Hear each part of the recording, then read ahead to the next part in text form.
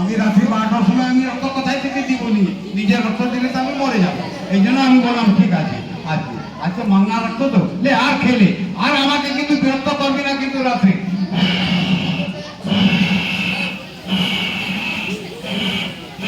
কি বমি হয়ে যাবে, বমি হয়ে যাবে বলছে, আর বমি হয়ে যাবে, আর খাবে না।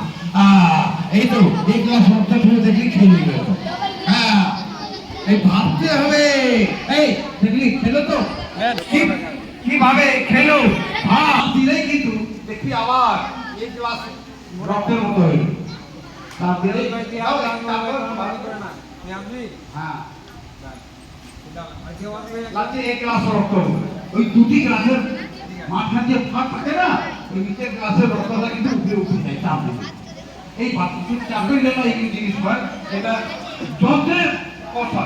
এরকম যন্ত্র অনেকটা দেরি করে ওরা দেখায়, কিন্তু এই জুনিয়র পিছু সুতার হোক যাও, ঠিক আছে? তাহলে এটা বায়ুর চাপের জন্য হচ্ছে, বুঝলি? যখনই দেখা করছি ভিতরে বাতাসটা বের হচ্ছে আর রক্তটা এই ভিতরে গ্লাসে চাপ দিচ্ছে খেতে।